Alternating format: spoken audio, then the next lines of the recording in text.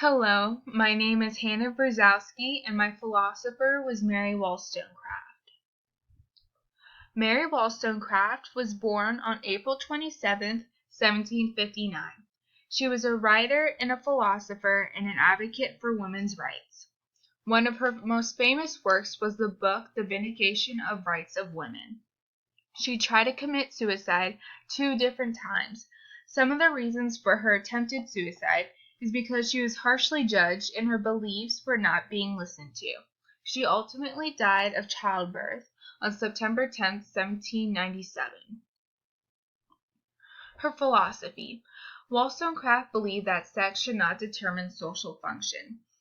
Females didn't have to stay at home all day and that they can pursue their dreams as well as men. She also believed that both male and female should be equal.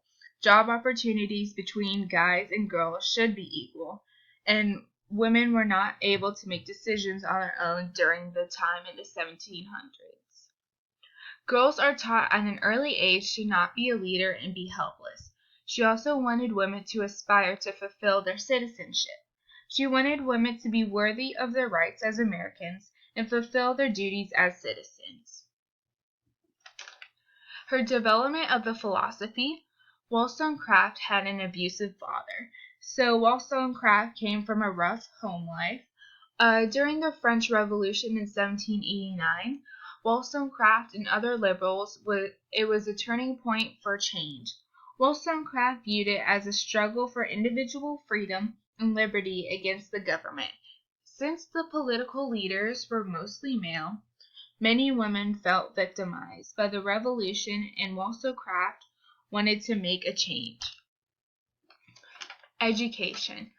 Wollstonecraft fully believed in education for women and girls of all ages. She believed that education would allow women to put their abilities to good use. She believed that education was key to achieving self-respect. Therefore, their talents wouldn't be wasted.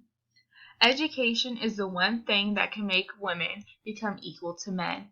With the education of women, it would cause less disparities between the two sexes. Women had to be educated with their minds and bodies.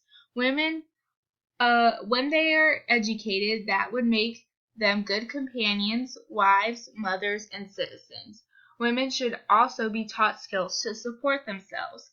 They need skills so they can be financially successful without the need of a man. The Vindication on the Rights of Women. This was one of Wollstonecraft's most famous pieces of work. It was published in 1792. She advocated for equality and explained that women have strong sexual desires. She believed that it was immoral to not believe the fact that women have sexual desires just like men. The novel received many negative reviews from critics and the public. For the time in the 1700s, many didn't talk about those kinds of details, and consequently, she got shunned from society. Many people thought she should be ashamed for writing such intimate details. This ultimately made Wollstonecraft depressed, but she stood by her claims.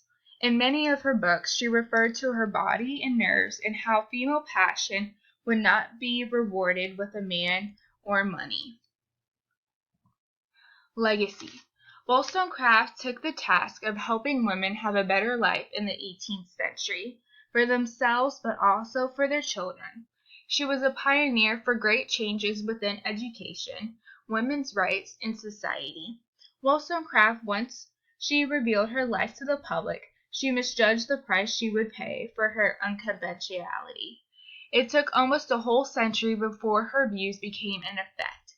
Since times have changed since the 1700s, her beliefs are quite common within today's standards and less ridiculed. And these are my sources. Thanks for watching.